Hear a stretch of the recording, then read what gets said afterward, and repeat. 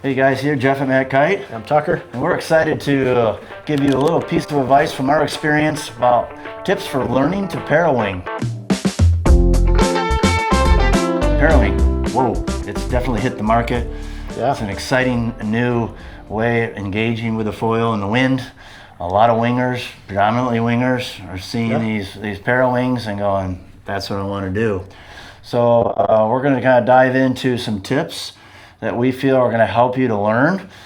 Given that you're already a winger, so we're going to kind of come from that perspective, and we may branch off a little bit. If you don't wing at all, can you just learn to parawing? Yep. But predominantly we're going to focus on tips to learn how to parawing, especially for those of you that are foiling already. So yeah, foiling already is good, because if you're coming from sup or something, that's going to be a natural fit to progress into parawing too.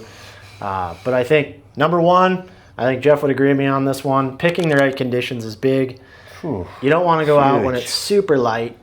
You don't want to go out when it's nuking crazy overhead waves. You really, ideally, it doesn't need to be this, but ideally, good wind, we'll call it maybe 16 to 24 knots, depending on your wing, depending on your board, foil.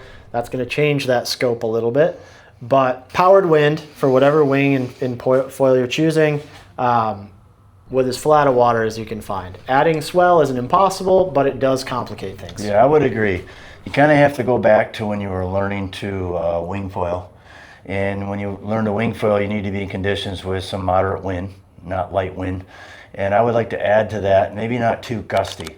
I will say that when you're learning to parawing, if you have very gusty conditions, it's not impossible, but it can be a little more difficult. The parawing is a little bit more sensitive to the power than a wing is. But there's no depower. There is no depower. Yeah. So I would definitely agree. That would be our tip number one. I would say agree with you, probably for most guys and most gals in a wind range and weight range, probably between that 17 and 22 knot, 23 knot wind, kind of that upper part of that, right in that area would be perfect. So yeah, it's going to make your life a lot easier if you can find that. Yep. If you can drive an extra 20 minutes to get flat water and adequate smooth wind, do it. It's totally worth your time. Agree.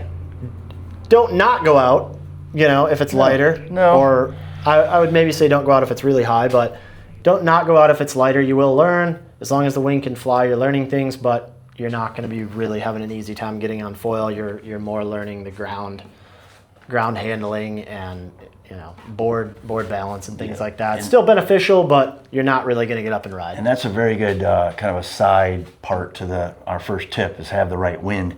If you do show up at the beach and it's on the lighter side, you can definitely play with the wing on the beach. And that is a tip that you need to do. You need to learn what that parawing feels like on the beach, not on the water. You're isolating a new skill. Yep. And flying that parawing is a new skill. And so spending some beach time where you have kind of where you have a little breeze. Find that sweet spot, figure out where you want your hand. Yep. Figure out if you're thinking you might stash it up and get into some waves, figure out how you're going to do that. Practice. Wad it up, throw it back out, see what that does. It's like you said, it's a big thing. I would say more so even than getting on the water. Winging, because there's a lot more handling involved. Totally agree. I did not do it that way. I just went out and did it all in the water, but then I reversed it a little bit and I practiced a little more on the beach in stowing specifically, not stowing completely, but just collapsing it and release, collapse, release, collapse, release on the beach. I think that really helps. So again, right conditions, the wind range, I think we said, is a good one, and making sure that you do some practice on the beach a little bit with it. Yep. The first time you go out, and then we'll preface maybe what you should do the second time. But the first time out, definitely wind is going to be a friend for this one. Absolutely. I think our second here, and there's a little bit more to it, but I would say planning a downwinder is your friend in this sport when you're learning. That doesn't mean you have to do a downwinder. I didn't in my first few sessions, but I can tell you that upwinding is a real challenge in this sport if you're overpowered. And at the same time, you need pretty good power when you don't know what you're doing to get on foil. You do. So it's that conundrum. You want a good amount of power, but not too much. And once you get up and build that apparent wind and compound that speed, you get overpowered pretty quickly on a parawing, especially when you're not confident enough to really lay into it and edge hard upwind to kill some of that board speed. I know the first time I went out, too big of wing, too small a board, too small a foil, but I wanted to do it, and I was just getting dragged around like I hooked onto a semi truck, and you could get up and ride, but going upwind was out of the question. I could get up, get on foil, pack it down, and go ride waves, but then I'd have to ride it back upwind, or I should say walk it back upwind, not ride it back upwind. So planning a downwinder will save you some of that headache, save you some of that walking back upwind. I would say the flip side of that is if you get the appropriate board and foil. Well, let's hold on that one for a hot second. Okay. I'm going to jump in right here real quick. When you think of downwind, some guys have probably never done a downwind. It doesn't have to be a long one. What it could be is just up the beach a little bit further. Like give yourself space to know that you're going to go downwind and then you're going to have to walk. And so instead of walking, maybe either park your car or have someone drop you off a little higher, and then you can use maybe a half a mile or a mile stretch of water. So we don't want you to think you have to go into a downwind conditions that some people think of. 20 miles way in offshore, open ocean, you're offshore a quarter mile and you got to go 10 miles to learn. Little your first baby time. downwinder. It's kind of like when kiters, when you used to kite, you're going to do the walk of shame. Expect to walk with your gear when you're parawinging because you're going to end up downwind. Or if you can, spot a car. Spot a car. Go for an hour downwind. Yeah, spot a car. So I would agree with you. That's a tip that first time I went out, inevitably, even given all these tips, you're probably going to want to be overpowered anyway so you can get up. When I say overpowered, it's just generally how it is because if you can't get up, you're never going to experience it. But once you're up, you are going to feel a lot of pull, and it's going to feel a lot like kiting unhooked. A little bit for those that kite and did kite unhooked, and you do get pulled downwind. But my first time, I was determined. I did go downwind quite a ways, and I was able to make it back, but it was a lot of work. Yep. So let yourself know you're going to need space on the water. You're going to probably most likely end up downwind and do a few walks. That's been my experience. That's been the experience I've had from 3 of my buddies that have tried this. They've all done it. Yeah. They've all had to either paddle back or go to the shore and walk back and try it again and kind of do this big triangle if you can't drop a car or do a downwind experience. Yeah, and if you're fortunate enough to grab the right wing, that's that perfect balance where even as a beginner you can get on foil and you can still drive it upwind and not be overpowered. Great. You hit the perfect situation. Yeah. It's just not usually the thing. The more experience you get, the broader your range will become, and the better you can ride upwind overpowered. Just kind of like winging. Underpowered, you just grow your range with experience. So the first time you go is your narrowest range. It's going to be the hardest. And a lot of times you're going to ride a little overpowered because you just haven't built that skill set yet. Sure. You haven't really found that perfect choice. And I think people have a tendency to grab a larger wing than they need as a beginner, especially coming from winging, thinking, oh, it's 5 meter conditions.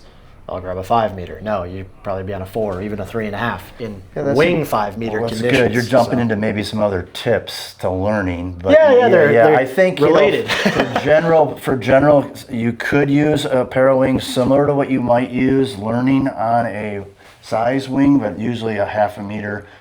I think, usually if it's a 5 meter conditions for a wing, I have learned in similar conditions on a parawing, a 4, 5, or a 5, and I was fine. Mm-hmm. What I did find out is obviously when I got up, I was overpowered. But at least I got up. I got practice getting up and riding. So I tend to feel, and maybe I didn't hear you right, I wouldn't size down 1.5 meters what you normally would go out on a wing on a similar day to learn on a para. Is that what you're saying? As an experienced rider, yes. As a beginner, no. As a beginner, I think you want to have a little bit more power. Good. Or, and I think this is kind of getting to our next point, or a larger board and foil that's more efficient that will allow you to ride a smaller wing. And that's kind of the next little point, I think. That's what I thought. You were going more to an experienced rider. But beginner riders, you should do a meter's close to what you do winging, or maybe a 1/2 meter less, but it should be pretty close the first few times you go out to learn. Then once you get experience, you can drop down. But yes, I think you led it well into the next 2 pieces, which we get a lot of phone calls on this, people that are current wingers. Yep. And that's generally, I would say, over 50-60% of our people getting into parawing. Yeah, more than that even. Probably. Well, I was a little on the low side, but 75, 80, maybe 90% of us are wingers that now want to parawing. And we've had some conversations about this. The board kind of comes to mind. Yep. What do I do with the board? And put this into context, a lot of people are getting into parawing already wing and have already off their beginner board and are on a midi or their second board. And I'm not, overgeneralizing, but typically, they're rocking it on their wing, they're riding waves, and they're doing all the stuff on the wing. And the parawing caught their attention because they don't have to hold it and they can stash it and be less in their hands. Yep. And they're on gear that's more in an intermediate zone gear. So what would you say would be a tip then to learn if you come in, you have your wing gear and you have your midi board, or you're thinking, you want to head that direction? Yeah, I think it depends on where your quiver is. If you have a midi in your wing quiver that's light wind focused, that's typically going to be ideal for parawinging and learning, especially. If you have more of a smaller midi, more surf, high wind midi, sinker style, that one's going to work for powered parawinging and downwinding. But generally, you're going to need a little bit more power from the parawing to learn on that one. So you definitely can. That's what I learned on, was a 50-liter mid-length, but I needed more power. So like I said, it would get me up on foil, but then immediately I would be really overpowered. So I would just want to stash it away and go ride waves. And then I would throw it back out, but it was hard to come back upwind because it was dragging me so hard downwind. So at some point, I think you find a happy medium, either with a slightly larger board or by growing your skill set enough where you can now fly a smaller wing, even with that higher performance board. So for most riders, my suggestion would be the larger mid-length board. It's going to be the easiest. It's going to allow you to ride a little smaller parawing so that you're not immediately overpowered when you get up on foil. It's also just easier to stash those. It's the one board that you're going to be really happy with, whether it's low or high wind conditions. Obviously, with the smaller board, even if you have a big wing, it doesn't necessarily mean you're going to get on foil. You're still going to need 18 to 20 knots of wind to get on foil on that board, no matter what size wing you're on. So for most people out there, if possible, get on a bigger mid-length or even a downwind style board to learn, to progress on, because it's just so much easier on your body. It's so much easier to immediately be able to ride upwind rather than having to wrestle that dang thing and force it, and you're eating crap at high speeds and falling into the wing and things like that. So it's possible, but ideally grab that bigger mid-length style board because it's efficient, it's larger, and do it that way. Agree, and that's been my experience. I did get on a little larger midi shape board, 85-liter board to learn on. Yeah. I normally like to ride around a 65-liter midi. And friends of mine that have gotten into it too, the tip that I've given them, size up a little bit on your board. Yep. So those of you that do have a smaller, maybe powered up board right now, it's not out of the question, but if you'd like the easier button for getting up onto foil, actually getting on the board with this new feeling of a parawing, if you can size up, and what I've talked to some customers is maybe finding that midi that could be used for parawinging and downwinging with, and then also you could use that for light wind winging down the road as well. Those If you want to go back to your wing, or if you still have your, you have one of those downwind kind of paddle boards or the bigger boards, don't get rid of it, because then you can do a couple sessions on it and learn, and then go to your small midi board after that. The downwind boards get a little bit interesting because they're longer, they're a little more tracky. And narrow. So sometimes, the wing wants to pull you, so you really have to be more diligent about pointing your board in the direction the wing wants to pull you, because if you're trying to fight the wing with the board, it's just going to pull you off the side of the board. So it's a little bit weird there, but as long as you're pointing the board, making sure it's headed in the direction you want to go rather than fight the wing, that can be a really effective light wind or learning tool as well. But the volume is important, I would say, in the tip. Err on volume versus the shape of the board and style. So you need the volume to be able to get up and down and to be able to do it. I know you're a little younger, you're a very advanced foiler, and you ride on very small stuff already, but not everybody making the transition to parawings even on that small gear already. So the volume will help you, so that is a key. And you want to learn in those more mellow conditions too, so that does really help with that. In terms of volume, I think a rule of thumb, and this is obviously very subjective and based on which models you're choosing, but I would say a good kind of reference rule of thumb would be your weight in kilograms plus or minus 5 liters. I think that's pretty fair to say for most models out there. Agree with that. And if you have a weird model, make adjustment accordingly, of course. Something like a KT Arc, I find you can size down a little bit more, closer to the -5 or even -10 kilogram kind of zone, because it's long, it's wide, it's thin. It doesn't have a lot of thickness to it. On the flip side, if you have a board that's really narrow and thick, you might want to size up just to get a bit more stability and balance. Yeah, for how it sits in the water. I would agree with that. The Parawing wants to pull horizontally, not vertically. Yep. So as wingers, that's something we're not used to. No, we're not. We're used to being able to do a pull-up on the wing and lift you up onto foil, or use it to help balance. The Parawing is not like that. It's out in front of you. It's pulling you like a wakeboard boat, straight in that direction of pull. It's not really providing you any lift. Even if you bring it above your head, there's a little bit of lift there, but not like what you get with a wing. So it's important to be able to build speed on the water. You're not going to be able to lift off directly onto foil because of that grunt and that lift that you get from a wing. So having that in mind is important. The efficiency of the foil is important. The size of the foil is really important, I would say. Is that your next point? You're going to jump in that? Yeah, I wanted to review though. So we've talked about the wind, right wing conditions. Yep. The right size para, similar to when you're learning, similar to when you were winging, give or take. And if you can, a little more volume on your board, if you have a board. With the shape of the board being a little bit narrower, not your learning board was super wide. You need something that the board can get up to board speed. Yeah. So those are the ones that we've covered. But I think, you're sending it in the right direction here, because obviously to parawing, it's about getting up on foil. And so that's the question now. What tip would we suggest for your foil size with learning to para? And I would launch right into that, because I just kind of got off learning myself. I sized up. I was on a 1300. It's not a wing that I normally would wing on, foil that I'd wing on. Really Maybe light wind. Anymore, actually. Light wind is usually now around 1100. I'm a little anomaly. I've gotten really efficient with getting up in lighter. It's about work. We talk about this to customers. If you're willing to pump and get up, you can do it. But yes, we would both agree, I think you would agree, that you want to size up on your foil. And anywhere from that 1100 to 1400 should suffice and be plenty big for most people. Yeah, and to further generalize it, if you're already a winger or a paddleboarder, what I would say is grab the wing that you ride in light wind for winging or sup. Use that as a benchmark. It might be the right wing for you. For parawing, it probably will be. If you have a 2,000 centimeter, 4-inch thick monstrosity that you learned on, and that's what you've been light winding on, that's not really going to be good for parawing. But if you have something more modern, like you said, you've been riding the 1100 7Cs, great for parawing. Awesome parawing foil.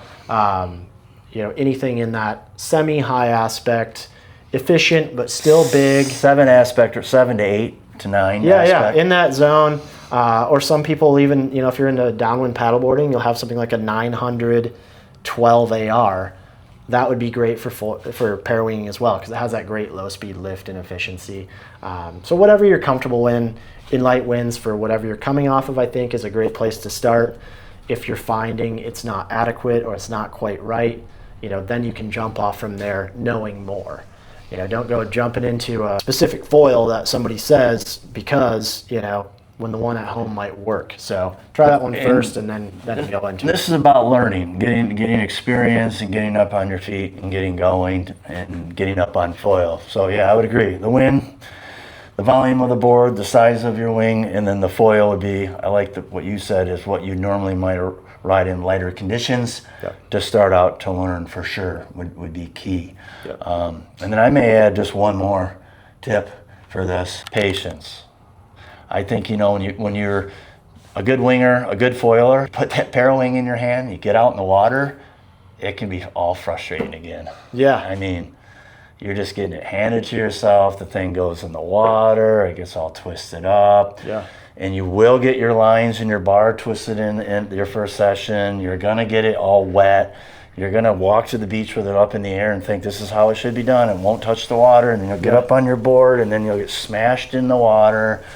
And I think just taking a deep breath, enjoying the journey, and when you do have an issue in your first few times trying to get up and the parawing goes in the water, just be patient. slow Straddle it down, straddle take the your board time. like you're on a horse. Put it up on the front of your board, and get it so you can get the leading edge up, and everything untangled, and Yep. get it rolling. You're going to kind of pitch downwind a little bit, but just be patient when you're on the water, when you're controlling the wing, and then you'll get it back up and you'll feel that power again. Yep. Take a few deep breaths. Don't rush yourself into getting back up on the board, which I think lends to, I don't know how detailed you want to get with a tip, but I guess getting up on your board with a parawing. Do you have a little trick that you use for that? It's pretty straightforward for me. I start laying down prone with the wing in the air, wing in hand with the downwind hand holding it, and just kind of get it flying in the general direction. I scooch up to my knees, keep it flying, and then use one hand, pop up, fly the wing with the other hand, and once you're up on your feet, if you have good power, it's just leave the wing doing its thing, find that sweet spot, pump the board.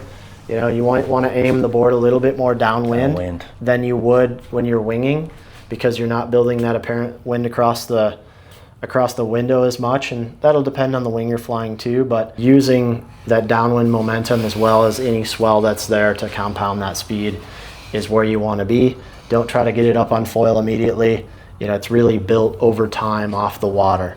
You're not going to get that foil to hop up any earlier than it has that lift it has to take off. So like you say, be patient with it. Patient. Don't jack the wing too hard. You can give it a couple of pops right when you're taking off if you need to clean that wind off and give it a little pop, but for the most part, let the wing fly smoothly. It's not like a normal wing foil wing where you can pull on that thing and pump it.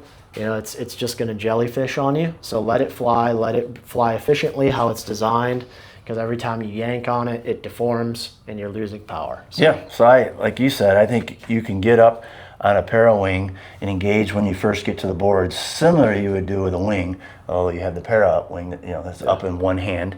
And I do the same thing. I actually am a side saddle guy, and I actually can do it parawinging too, because that's what I'm used to. I'm more of a 45-degree angle. I come off the back of the board and get up on it, and then get to my knees, and then put my front foot up. Key thing that I remember when I'm doing, as I've been in the learning process, keep the parawing high. So I kind of feel a little bit of pull on it. Kind of like when you're winging, you kind of have that lift a little bit. But it does want to pull forward more, and you're going to feel that. Yep. And just like when you learn to wing, don't pull back on the wing. You're just going to go straight back in the water. Don't pull back on the... I come from kiting, so I do find once I get up, I've done it with one hand and, believe it or not, two. Yeah, I've done two as well. Yeah, so I think it becomes a little bit personal at that point, what feels comfortable with you. But I do think it's easier to pump the board one-handed now that I've had more experience. Initially, I was so lit up all the time, I wanted to grab it with two hands. Sure. But once you learn how to properly sheet that and ride, with a good amount of power, but not too much, then having one hand free to pump rather than trying to pump, it's a little awkward across your body like that. Right on. So to recap, for your first time trying to get on the water, one, go out in the proper wind conditions. We suggest something between 18 and 21, 22, a little bit more powered up conditions. Go on a wing very similar, a parawing similar to a size that you might learn to wing on. A little small, if anything, just depending on how you ride. And then the third one, the volume of the board, go a little bit more volume on your board. Foil, size up on your foil, maybe your light wind foil that you normally would use. Yep. Also, a little bit of patience with that. Enjoy the journey of getting up and riding, and then those tips that we suggested, maybe similar to how you normally get up on a board. You can make subtle adjustments to that when you get up. Use the one-hand technique or two, whatever feels comfortable, but be patient. I would agree with you with the board. Let the board get some speed, let it bear down a little bit, and not try to go up at a high angle. And then I think as you get up and ride, that's the key the first time. If you can get up and ride a little bit, be prepared to be downwind. We talked about that. Give yourself some space. And if you can, these little tips, this is for your first time out. If you can put all that together and get up and ride, success. Huge success. I had that success my first time. I did fumble around within the first 15 minutes. I had everything happen. I got up to my feet. I did get up to my feet. I got pulled off into the water. The wing went in the water, so I got practice with the parawing getting it. But I did get up. I did ride. I went downwind. I felt like my arm was getting pulled out of socket. But I stayed up, and I was riding on my bigger foil and bigger board, and I went downwind, And then I tried to do a jibe because I know how to jibe on a foil, but the wind kind of backstalled on me and I fell in. And then I learned to get up the other way and I went further downwind. That's a huge win. That's not the norm. No, but I'm saying it is possible that you can have some success at least riding in a direction, but know you're going to go downwind. So I think those are tips for your first time out. We could jump into the second time out maybe down the road, but I'll kind of sprinkle a little thoughts on that. Definitely want to hook in. I'm very comfortable hooking in with kiting and winging. Yep. My second session, I did have my harness on and I did have a loop.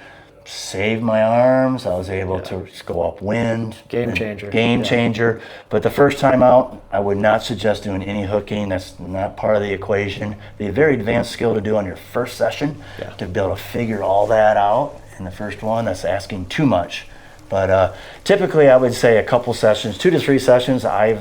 Guys I've talked to that have learned the sport have usually are up and riding. Yep. Not necessarily staying upwind. Quality sessions, yeah. And some are able to stay upwind, so setting realistic expectations with yourself.